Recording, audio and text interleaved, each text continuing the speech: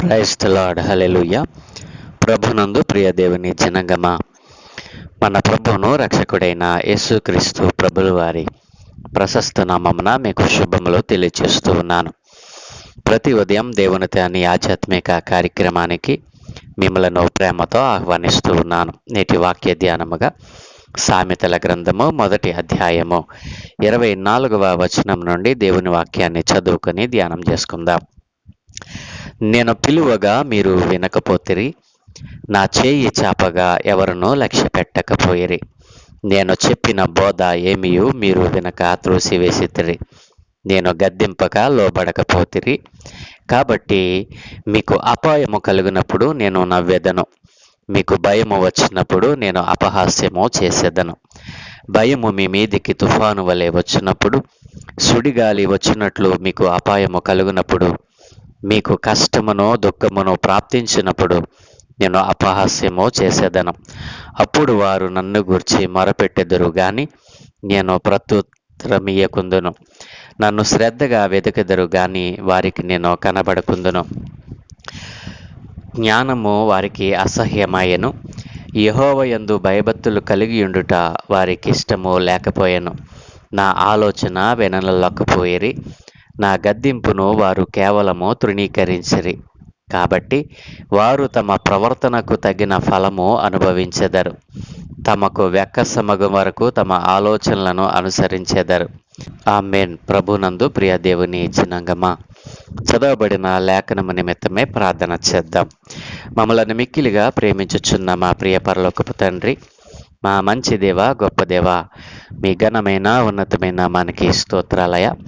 ఏ మంచి లేని మా జీవితంలో మరొక నూతన దినాన్ని దయచేసినందుకే స్తోత్రాలు తండ్రి.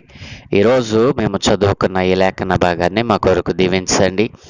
ఈ లేఖన భాగంలో నుండి కొన్ని ఆత్మీయ పాఠాలు మీరే మాకు బోధించి నేర్పించమని యేసయ్య పరిశుద్ధ నామమున ప్రార్థించి వేడుకుంటూ ఉన్నాము తండ్రి. ఆమెన్. ప్రభునందు ప్రియాదేవుని చిన్నంగమా, నిన్నటి దినాన్న మనం జ్ఞానము మరి వీధులలో కేకలు వేయుచున్నది అని, సంత వీధులలో బిగ్గరగా మరి గొప్ప సందడి గల స్థలములలో ప్రకటన చేయుచున్నది అని, పట్టణములలోను పురద్వారములలోను జ్ఞానము ప్రచురించుచు తెలియజేయుచున్నది అని, మరి జ్ఞానము లేని వారిని దేవుడు మరి గద్దించినట్లుగా, ఎంతకాలము మీరు జ్ఞానం లేని వారిగా ఉంటారు అని, మీరెన్నాళ్ళు జ్ఞానం లేని వారిగా మరి బ్రతుకుతారు, అపహాసకులరా మీరెన్నాళ్ళు అపహాసం చేస్తూ ఆనందిస్తారు, బుద్ధిహీనులరా మీరెన్నాళ్ళు జ్ఞానమును అసహించుకుంటారు. నా గద్దింపు విని తిరుగుడి, ఆలకించుడి, నా ఆత్మను మీ మీద కుమ్మరిస్తానన్నాడు. మరి నా ఉపదేశాన్ని మీకు తెలుపుతానని చెప్పిన దేవుని యొక్క మాటలను మనం ధ్యానం చేశాం. ఇక తరువాత ఏం జరిగిందో ఈరోజు మనం ధ్యానం చేద్దాం. ప్రియ దేవుని జనాంగమా, ఈరోజు మనం చదువుకున్న లేఖనంలో మనం చూస్తే దేవుడు అంటున్నాడు కదా, జ్ఞానాన్ని మీ దగ్గరికి పంపించాను, మరి అనేక మంది ఆత్మీయమైనటువంటి దైవజనులను మీ వద్దకు పంపించాను, నా వాక్కును అనేక రకాలుగా అనేక మాధ్యమాల ద్వారా మీ దగ్గరకు నేను పంపించాను. అయితే మీరు నా మాట వినలేదు, ఆ జ్ఞానాన్ని తృణీకరించారు, మీరు అజ్ఞానముతో జ్ఞానం లేని వారిగా బ్రతికారు, మరి అపహాసం చేస్తూ మరి మీరు ఆనందించారు, బుద్ధిహీనత వలన జ్ఞానాన్ని అసహించుకున్నారు. కాబట్టి మరి దేవుడు అంటున్నాడు కదా, నేను పిలువగా మీరు వినకపోతిరి, నా చేయి చాపగా ఎవరునూ లక్ష్య పెట్టకపోయిరి. దేవుడు అంటున్నాడు, నేను పిలిచాను, మీరెవరు కూడా వినలేదు, నా చేయి చాపగా ఎవరును కూడా లక్ష్య పెట్టలేదంటండి. నేను చెప్పిన బోధ ఏమీ మీరు వినక త్రోసివేసితిరి, నేను గద్దింపగా లోబడకపోతిరి. ఎన్ని పనులు దేవుడు చేశాడండి. ప్రిదేని పిల్లలరా, ఉపదేశం మనకు వినిపించాడు, ఆయన పిలిచాడు.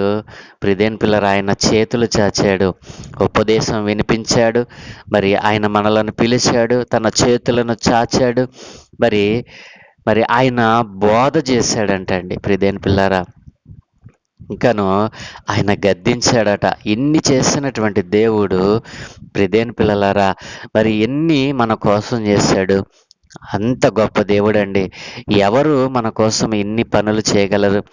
దేవుని పిల్లారా, అపహాసకుల కోసం, బుద్ధిహీనుల కోసం, జ్ఞానం లేని వారి కోసం దేవుడు ఏం చేశాడండి?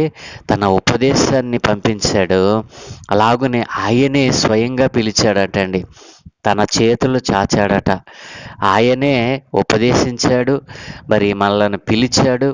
మరి తన చేయి చాచాడు.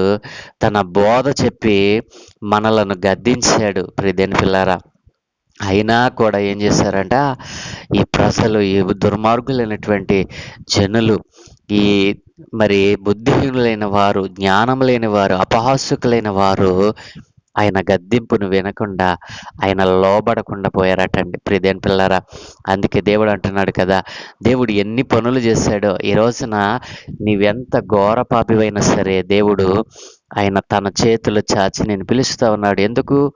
ఆయన తన రెక్కల నీడలో నిన్ను కాయాలని. ఆయన నీ కొరకు తాను చేసిన శిలువ త్యాగాన్ని నీవు గుర్తించాలి అని. నీకోసమే ఆయన తన రక్తాన్ని ధారపోశాడు అని.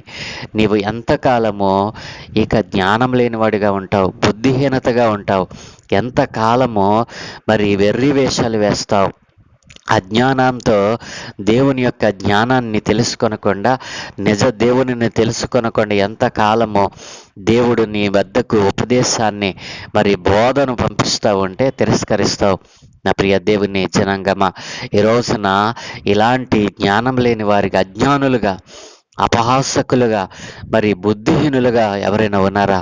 అయితే మీకోసమే దేవుడు మనలను పిలుస్తూ ఉన్నాడు. మీకోసమే నిన్ను దేవుడు పిలుస్తూ ఉన్నాడు. దేవుడు నీకు మరి నిన్ను గద్దిస్తూ ఉన్నాడు. నా ఉపదేశం వినమంటున్నాడు. తన బోధన నీ దగ్గరికి పంపిస్తూ ఉన్నాడు. ఆఖరికి తన చేతులు కూడా చాచి ఆయన నిన్ను ఆహ్వానిస్తూ ఉన్నాడు. నా ప్రియ దేవుని జనాంగమా, నీవు ఎలా బ్రతుకుతా ఉన్నావు? దేవునికి ఉపయోగకరమైనటువంటి పాత్రగా నీవున్నావా? మరి ఇన్ని చేసిన దేవునికి ఆయన చేతులు చాచాడు, తనే పిలిచాడు.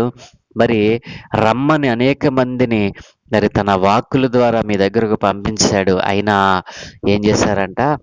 కాబట్టి నేను గద్దింపక లోబడకపోతిరి. కాబట్టి ఆయన అంటున్నాడు కదా, మీకు అపాయము కలిగినప్పుడు నేను నవ్వుతాను అంటున్నాడు దేవుడు. దేవుని జనాంగమా, మనకు అపాయం కలిగినప్పుడు అంట దేవుడు నవ్వుతాడట.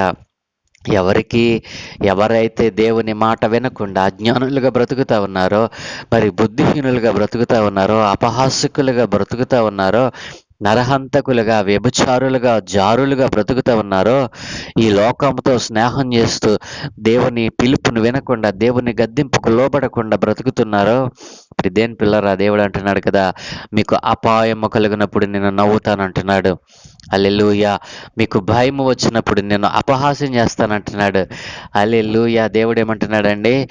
మరి ఇలాంటి బ్రతుకుతున్నటువంటి మీ గురించి దేవుడు చెప్తా ఉన్నాడు. ఏంటో తెలుసా? మీకు అపాయం కలిగినప్పుడు ఆయన నవ్వుతాడట. దేని పిల్లరా, మీకు భయం వచ్చినప్పుడు ఆయన అపహాస్యం చేస్తాడట. భయము మీ మీదికి తుఫాను వలె వచ్చినప్పుడు, సుడిగాలి వచ్చినట్లు మీకు అపాయము కలిగినప్పుడు, మీకు కష్టమును దుఃఖమును ప్రాప్తించినప్పుడు నేను అపహాస్యం చేస్తానంటున్నాడు. దేవుడే అపహాస్యం చేస్తే నీ బ్రతుకేమవుతుందో తెలుసా? ఎంతకాలమో ఈ లోకముతో స్నేహం చేస్తావు, ఎంతకాలమో ఈ అల్పకాల భోగములను అనుభవించటానికి నీవు మరి సమర్పించుకుంటావు. తిరుగు, ఈరోజే ప్రభువు నిన్ను గద్దిస్తూ ఉన్నాడు. నీ జ్ఞానమును, నీ వివేకమును అణిచిపెట్టి అజ్ఞానముగా బ్రతుకుతున్నావు. అజ్ఞానులు మాట్లాడుతున్నటువంటి మాటలకు నీ మాటలను కలుపుతూ ఉన్నావు. బుద్ధిహీనులు మరి మాట్లాడినట్లుగా నీ మాటలను మాట్లాడుతూ ఉన్నావు. నీ నోరు బుద్ధిహీనమైనటువంటి మరి మాటలను ఉచ్చరిస్తూ ఉంది. జాగ్రత్త. నీకు అపాయం వచ్చినప్పుడు, మరి తుఫాను వలె భయం మీదికి వచ్చినప్పుడు, సుడిగాలి వచ్చినట్లు మీకు అపాయం కలిగినప్పుడు, దేవుడంట మీకు కష్టం కలిగినప్పుడు, దుఃఖం ప్రాప్తించినప్పుడు నాకు మరి నేను అపహాస్యం చేస్తానన్న దేవుడు సెలవిస్తూ ఉన్నాడు.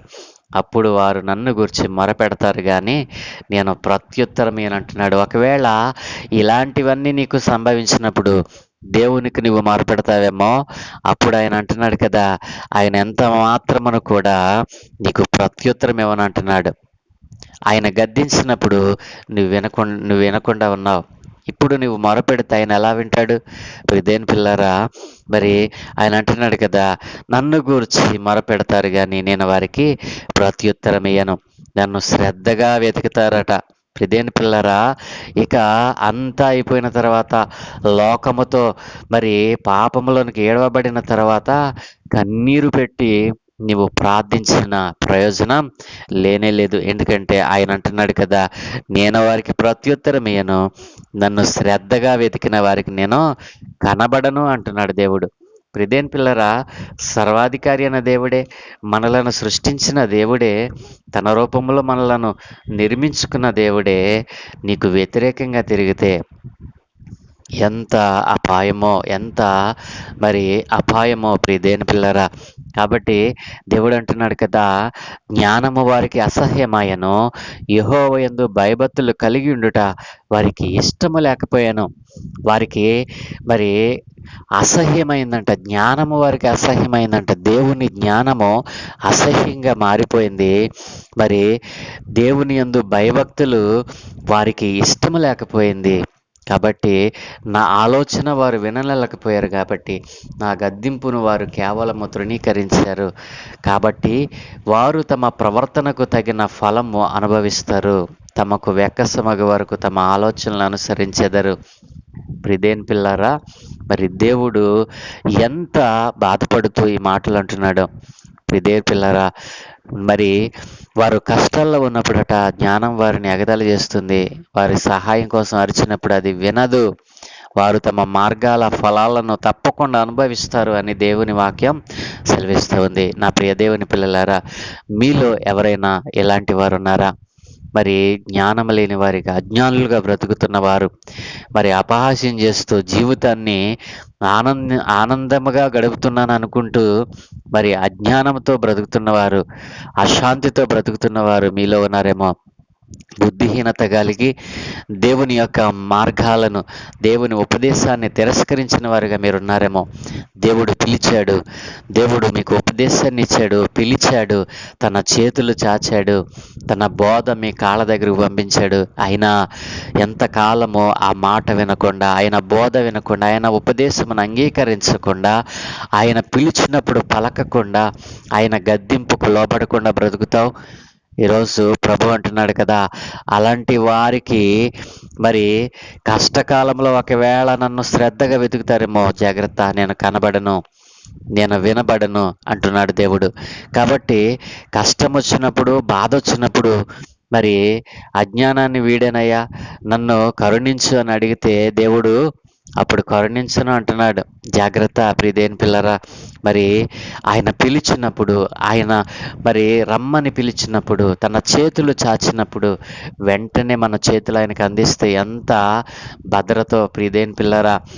మరి అలాంటి జ్ఞానాన్ని అంగీకరించిన వారు ఎలా బ్రతుకుతారో వచ్చే పాఠంలో మనం నేర్చుకుందాం. ప్రియదేని పిల్లరా, మరి ఇలాంటి బ్రతుకు ఒకవేళ మీలో ఉందా?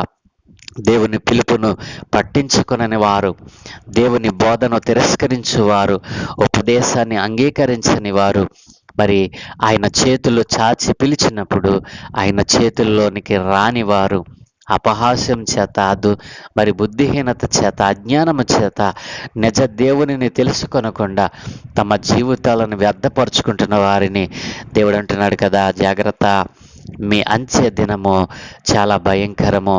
కాబట్టి ఇప్పుడే ఇలాంటి బ్రతుకుతూ ఎవరైతే ఈ లోకంలో జీవిస్తూ ఉన్నారో, నిజ దేవుని నామాన్ని ఎరగకుండా అసత్యములో బ్రతుకుతున్న వారు, సత్యాన్ని అన్వేషించకుండా, జ్ఞానవంతులే, మంచి చదువుకున్న వారే అజ్ఞానులుగా బ్రతుకుతున్నటువంటి వారితో దేవుడు మాట్లాడుతూ ఉన్నాడు. జాగ్రత్త, మీరు కష్టాల్లో ఉన్నప్పుడు, మీకు సహాయం కావలసిన అర్థించినప్పుడు నేను వినను, పట్టించుకొనను అంటూ ఉన్నాడు దేవుడు. అలాంటి పరిస్థితిని నీవు సంపాదించుకుంటున్నావా? దేవుని అమితమైన జ్ఞానాన్ని సంపాదించుకుని దేవుడిచ్చే సర్వాంగ కవచమును ధరించుకోవాలని ఆశపడతా ఉన్నావా?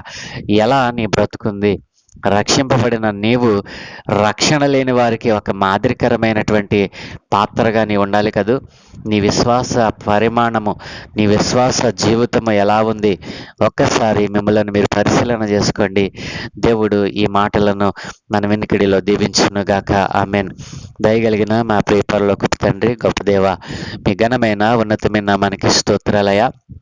తండ్రి, ఈ లోకములో అనేక మంది అజ్ఞానులుగా, అపహాసకులుగా, బుద్ధిహీనులుగా నైనా ఈ లోకములో నశించిపోతూ ఉన్నారు.